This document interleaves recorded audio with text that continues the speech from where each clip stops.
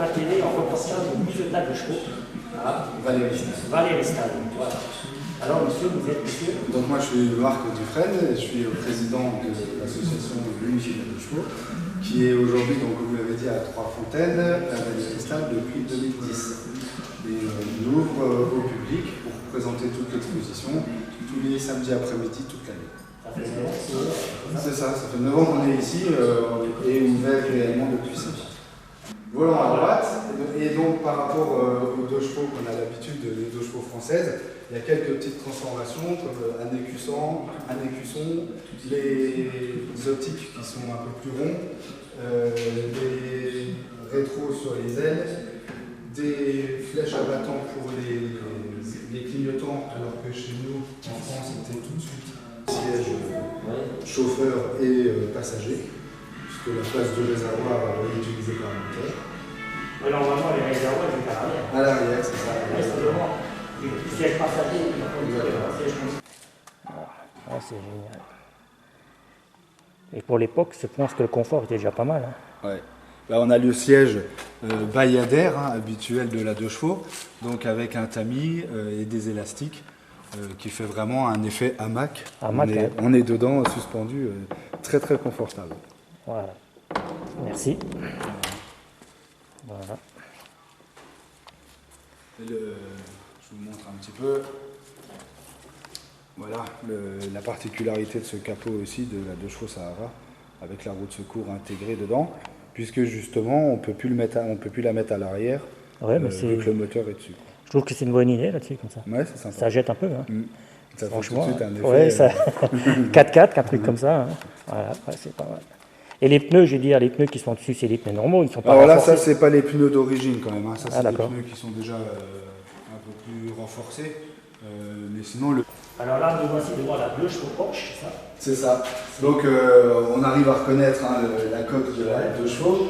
Et c'est un kit carrosserie de la Porsche 935 qui est adapté dessus. Et après, pour emmener ce véhicule-là, c'est un moteur de GS qui est équipé dedans. Un moteur de GS? Un moteur de carrément, GS, ouais. On va voir un petit peu, si vous voulez, je peux vous montrer. Et donc après, c'est un véhicule... Le moteur de GS, c'est incroyable ça. Qui équipe la 2 chevaux Porsche. Ils ont dû faire des modifications pour le mettre dedans? Là, c'est vraiment de la fabrication maison pour réussir à... Le châssis à allongé, tout un support pour maintenir le kit carrosserie. Et elle pèse combien la Là, c'est très lourd. Déjà rien que le capot. Si vous voulez peser. Voilà, je ne saurais pas vous dire à quel point on est. Mais alors, donc, sur base du LM, on voit sa structure, on a vu. Avec une aile déployée, on n'a pas assez de place pour déployer la deuxième. Et donc en plus, sur flotteur, qui faisait une gravure. Oui, gravure en même temps. Oui, mais je veux dire, elle a jamais volé dans le ciel. Ah, si, elle a volé, on a une vidéo qui vous le montre. Ah, oui, d'accord. La télé à côté. Donc les premiers essais, c'était avec un moteur de Panhard.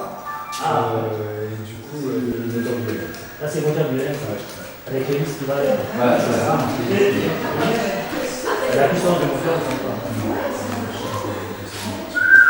Ils ont pas alors là, on est devant la Méhari 2 chevaux.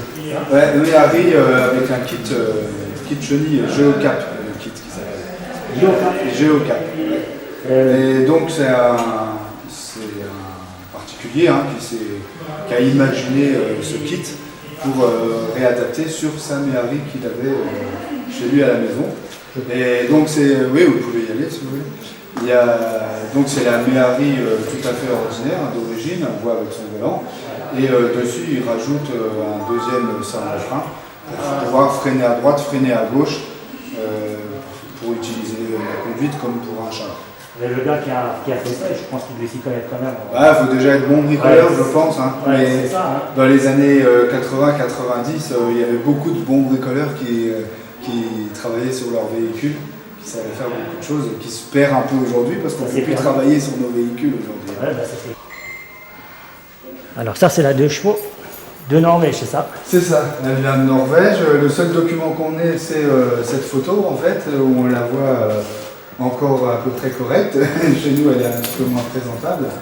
Et donc il faudrait réussir à réadapter les chenilles dessus. On en a une paire au fond, mais il faut encore qu'on arrive à bricoler sur ce véhicule. Voilà. Mais on imagine tout à fait déjà quand même la forme et ce qu'ils pouvaient en faire en Norvège quand les terrains sont complètement déplacés. Attention, voilà. Donc là c'est un très gros moteur pour pouvoir embarquer ça. Un moteur vidé et puis toute la bâtie. On reste dans les moteurs d'origine de Citroën alors. C'est ça, ouais. On reste dedans. Ouais, on reste dedans. Dans la logique Citroën. Ça c'est pas mal.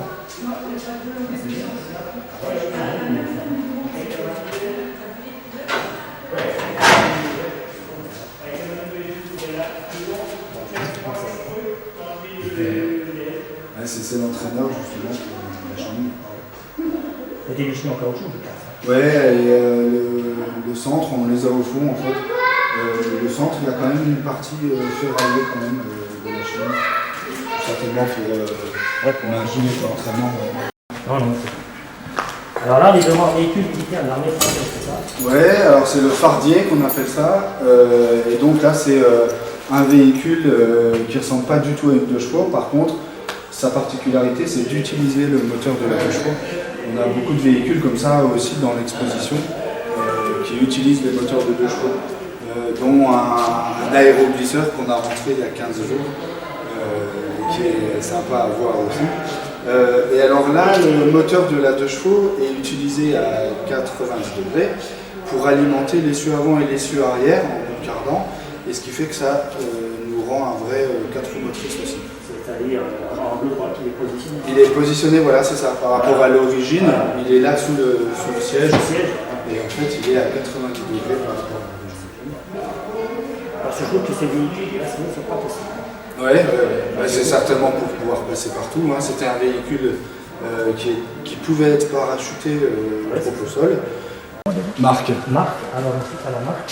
Ça c'est un véhicule, racontez-moi un peu l'histoire. Alors donc ça aussi c'est un véhicule qui ressemble pas du tout à une 2 chevaux mais qui utilise le moteur de la 2 chevaux. Et c'est donc un véhicule amphibie. On l'a sur 6 roues ou 8 roues et sur chenille aussi. 8 roues motrices, ça existait. 8 roues ça existait. Et donc on pouvait aussi mettre une lame pour déneiger. Si on voulait, on voit un peu les photos sur le document qu'on présente, les différentes photos de toutes les utilisations de ce pont-saint. C'est d'origine de où ça? Alors ça c'est justement le propriétaire, enfin, le designer qui l'a imaginé. Et donc qui réutilisait des pièces déjà existantes, des moteurs déjà existants. Là on a le moteur de la 2 chevaux, donc là on peut voir. On a quelques pièces de la Visa qu'on peut reconnaître sur le tableau de nom. Voilà, il y a des utilisations de pièces. En fait, une sur base de berline, une sur base de fourgonnette. Donc là on voit celle de fourgonnette. Et qui utilise le moteur de la 2 chevaux à la verticale cette fois-ci. On peut voir un peu plus près si vous voulez. Donc c'est toujours le moteur de la 2 chevaux qui lui est à la verticale, le ventilateur est là, donc il y a un système de modification et de refroidissement qui a été rajouté. Donc voilà, c'est...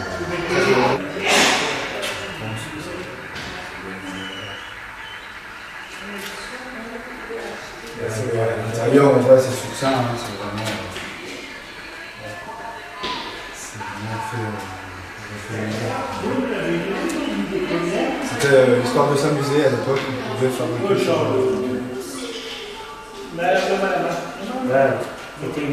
Voilà, c'est ça, comme ici, donc cet aéroglisseur qui utilise le moteur de la 2 chevaux. Et donc ça, on l'a rentré il y a 15 jours, hein, c'est bon. Ça fait 15 jours que vous avez rentré l'aéroglisseur. C'est bon, 15 jours. Il était utilisé. Alors il y a plus de 20 ans, hein, il est resté il y a plus de 20 ans dans un... Pardon, je suis derrière. On a 2 chevaux d'un spectacle de rue.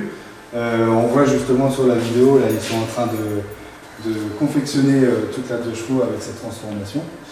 Et c'était des jongleurs à l'origine, et ils se sont amusés à faire différentes trappes pour pouvoir sortir de la voiture. On a une trappe là en hauteur, que je vous ai montré là, encore une autre là devant. Ça leur permettait de faire toute une animation autour de ce véhicule. Et ils ont fait un spectacle qui dure 15-20 minutes, où il y a toute une histoire, un couple qui se met ensemble et qui a un bébé. Enfin, toute cette partie-là, je ne vais pas la raconter, on peut la trouver sur YouTube en tapant 2 chevaux Bal Capone, ou alors une 2 chevaux pour Palerme. C'était le titre de leur spectacle. Et l'avant ressemble à une voiture anglaise. Ouais, bah c'est une très allongée, une Rolls, un peu comme ça. Voilà, ça ressemble. Ouais. Et donc ils ont fait une 2 chevaux qui se coupe en deux, qui se sépare en deux. On voit là sur la vidéo le travail. Donc là, on les voit. C'est toute une équipe qui a fait ça. Ouais, c'est toute une marche. Et donc on voit la 2 chevaux qui peut se couper en deux, juste à l'arrière de cette première porte. Entre les 2 portes, en fait. Ah, d'accord, ils peuvent séparer. Les 2 choses séparées. Ah, la vache. Voilà, on les voit un petit peu au travail.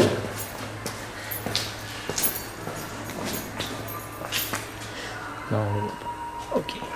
Vous arrivez à voir quand même la vidéo? Non, pas du tout. Ouais, ça c'est trop difficile. Ouais. Mairie Glacier, c'est ça? Ça c'est la mairie Glacier, donc de Franchy, le glacier qu'on voit au parc de l'Orangerie à Strasbourg.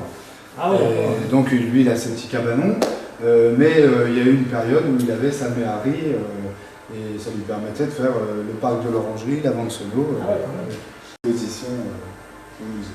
Ah, ça, là aussi il y a un pan d'histoire qui... C'est ça, exactement. Un véhicule comme ça, si aujourd'hui c'est pas le musée qui le récupérait, on se demande... Là, on peut voir en premier plan un véhicule qui a fait le raid aventure Paris-Persépolis, Paris, en 1971. Le véhicule qui est 13 500 km. Et donc c'est un véhicule, les 2 propriétaires dormaient dedans, vivaient dedans pendant 1 mois. Et donc c'était des raids d'aventure organisés par Citroën. Alors à l'intérieur, on peut se rendre compte quand on est ici qu'il y a une couchette dedans, il y a toute la partie aussi technique qui a été aménagée. Le véhicule a été entièrement transformé pour servir d'hôtel en même temps. Incroyable ça. Voilà. Alors, donc ce véhicule-là est aujourd'hui ici au sec, bien à l'abri pour pouvoir préserver les autocollants qui sont d'origine donc depuis 1971. Et je vois même qu'il y a une plaque de... Comment on appelle ça, de poids, là, pétition. Ouais. Ça, c'est obligatoire, ça. Alors, c'est obligatoire pour toutes les fourgonnettes. Voilà. Et en plus, là, je pense qu'elle est mise très en avant, peut-être pour au moment du raid d'aventure ou des choses comme ça. Peut-être qu'il y avait quelques particularités. Et grâce à tous ces personnes. Donc là, on voit une deuxième 2 chevaux hors bord sur base de berline. Aux couleurs de la coccinelle, rouge à poids noir. Et donc qui utilise aussi le moteur de la 2 chevaux pour entraîner l'hélice. D'accord. Et ça? Là on a un moteur en fait qui est un moteur éclaté, ouvert de moitié sur la plupart des éléments du moteur pour se rendre compte du fonctionnement complet. Voilà. Alors là, c'est les AMI 6. Hein, donc là, c'est une alignée d'AMI 6 et AMI 8, berline et break, parce que c'est un dérivé de la 2 chevaux. Hein. On est sur le même châssis, le même moteur, et on a aussi la vie continue de la 2 chevaux sur cette voiture un peu plus familiale. On a beaucoup d'histoires de visiteurs qui nous racontent qu'ils descendaient la famille complète sur le bord de mer à Nice, à Cannes. Ils prenaient la route, parce qu'en France, il n'y avait pas de... C'était la Nationale 7, voilà. Ils descendaient la Nationale 7, et qui était décriée énormément par les journalistes à l'époque pour ces accidents de voiture dessus. Mais pour revenir à la Nationale 7, il me semble qu'il y avait un film avec livres comme ça. Je trouve qu'on a une richesse dans ce pays. Il faut savoir le garder aussi. Hein. Voilà, ça c'est tout le problème. Il faut chercher des gens qui nous aident pour garder tout ce genre de patrimoine. Donc là, on a le côté un petit peu plus coloré, avec en premier plan, on voit une bicéphale.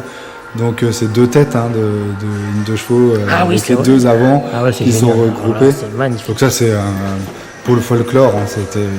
Ça voulait pas sur la route, ça. Non, non. Ben, on a réussi à obtenir le contrôle technique et on fait que de l'animation avec, quoi. C'est vraiment sur route fermée ou circuit. Alors ça, c'est la 2 chevaux glissée. 2 chevaux cabriolet, donc on voit par rapport à l'origine. 2 chevaux, donc on la découpe ces deux endroits-là et tout l'arrière. Ensuite, on lui adapte un kit en résine à l'arrière. Et là, ce kit-là, c'est un kit Hoffman avec la roue arrière dégagée. Voilà. Qui c'est qui a fabriqué cette voiture? C'est Hoffman. Hoffman, c'est un concepteur allemand. Il a existé aussi la même chose, la même idée à Paris. Il y a la 2 chevaux Hazel avec ce même genre de kit, mais qui garde vraiment la forme de la 2 chevaux d'origine. Donc là, on a plus de 2 places, mais c'est très sympa à rouler, donc capoté ou décapoté. Voilà.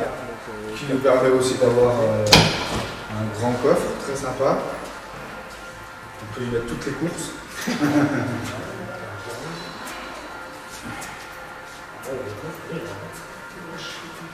Pour aller faire ses courses, c'est très sympa. Ils arrivaient déjà à faire des trucs comme ça. Donc c'est 2 chevaux là. Et donc nous, cette 2 chevaux, on est allé la rechercher en Corse. Son ancien propriétaire nous a contactés en nous demandant si on avait un véhicule. On a un kit car avec le nez de la Lotus 7, et donc équipé avec le moteur de la 2 chevaux. Ça reste châssis moteur de 2 chevaux. Par contre, là, c'est sur base anglaise, volant à droite. Ah, d'accord. Voilà. Et donc, un kit car qui n'a pas reçu d'homologation, mais qui nous permet de pouvoir faire un petit peu de sortie plus tard sur une route fermée, une montée historique ou ce genre de choses, qui pourrait être très sympa à présenter. Ce véhicule est roulé sur une route anglaise, c'est ça? C'est ça, exactement. On a le côté un petit peu Morgan de l'Angleterre. C'est ça. Ah oui, voilà. Vous avez déjà roulé, vous, avec un véhicule comme ça? On l'a mis en route, nous, mais on n'a encore pas roulé. Donc il y a encore c'est une association que vous êtes dit. Ouais, c'est ça. Ouais. Heureusement qu'il y a des associations encore comme ça qui arrivent à faire ça. Ouais. Voilà, et qui maintiennent le souvenir, après, la tradition. C'est du travail de tout temps et c'est très chronophage. On est une association à une centaine de membres. Ah, c'est ce que j'allais demander. Et sur l'année, en fait, on sollicite quand même 20 membres hyperactifs régulièrement, quoi, pour réussir à tenir la route. Aussi. Ouais. On ne fait pas payer d'entrée, c'est tarif libre. Vous donnez ce que vous voulez en ressortant. Ah, c'est ça. Voilà. Donc ça, c'est aussi quelque chose qui peut-être peut nous donner des difficultés à ramener de l'argent, mais d'un autre côté, ça nous permet d'être ouverts à tous et que tout le monde peut venir passer un moment au niveau du musée, quoi. Voilà, ouais.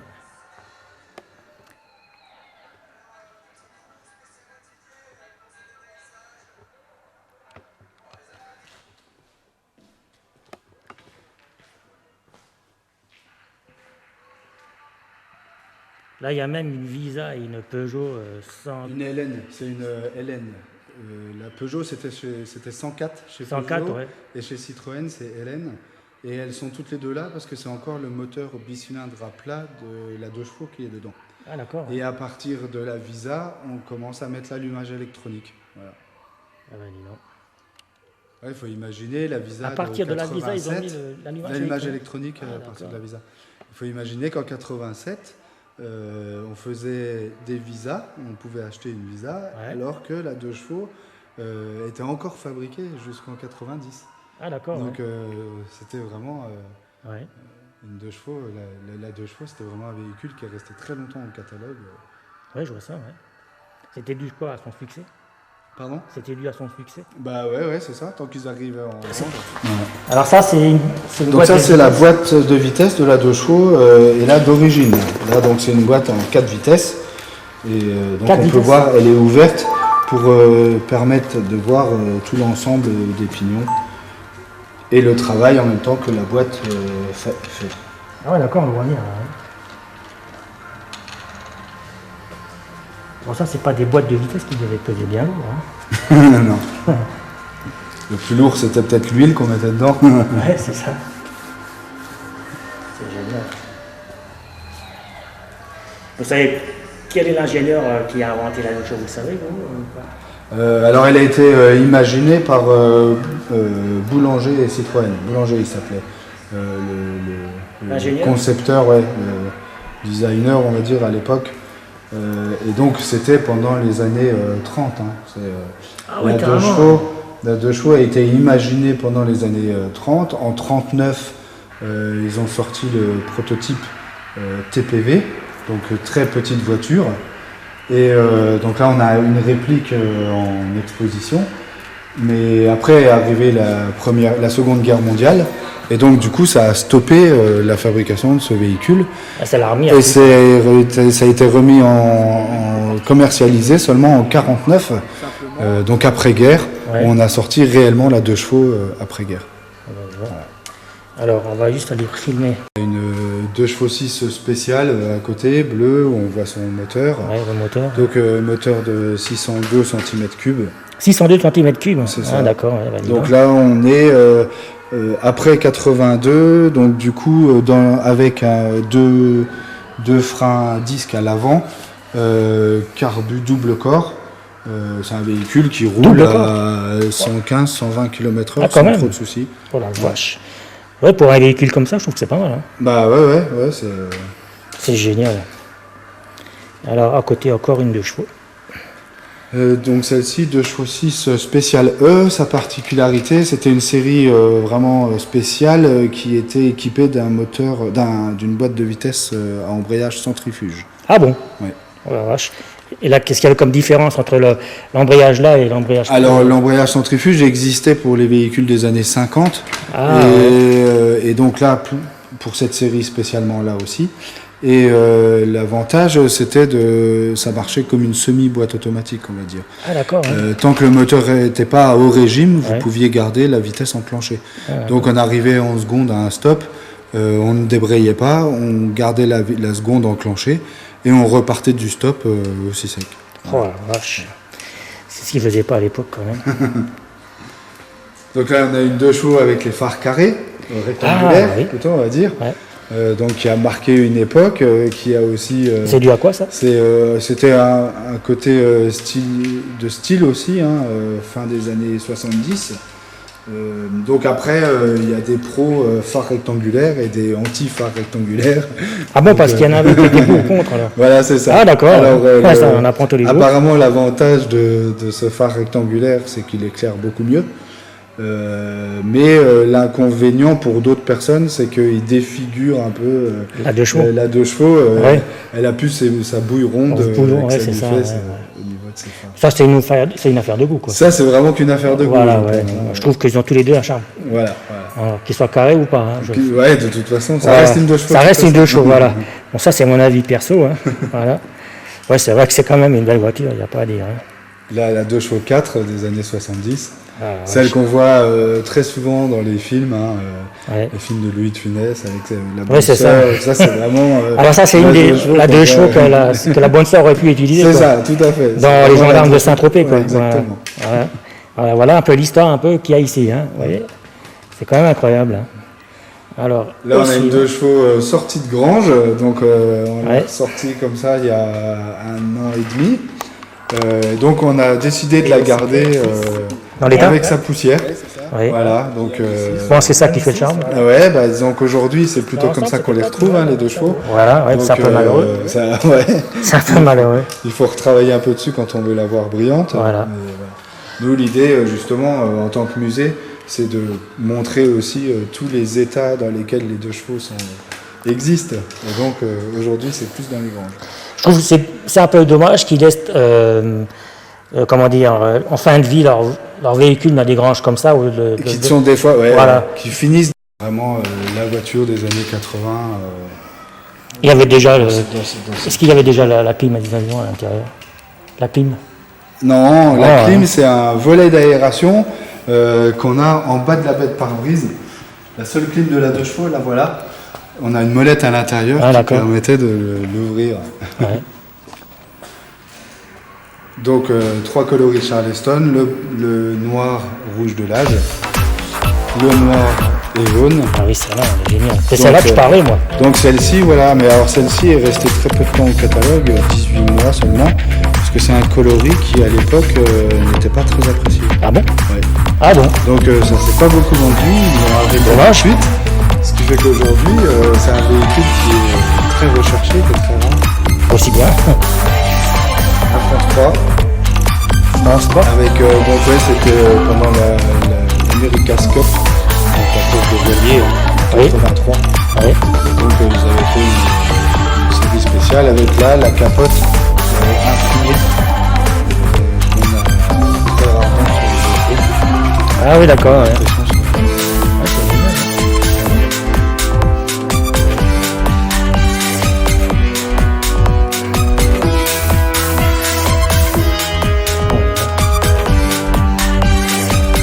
La série Dolly. La série spéciale Dolly. Donc il existait 9 coloris de Dolly différents.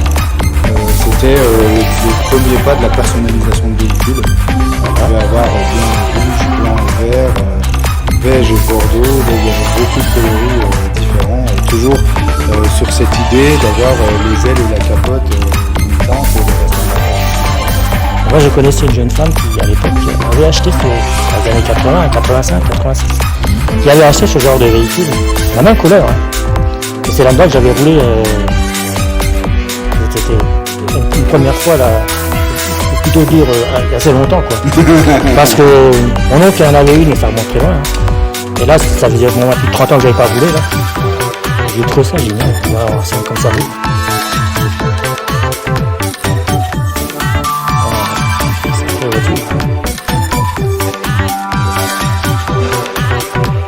Tous ces véhicules que vous avez, vous les faites rouler de temps en temps ou pas du tout? Non, alors on arrive à faire une flotte de 4-5 véhicules qui roulent.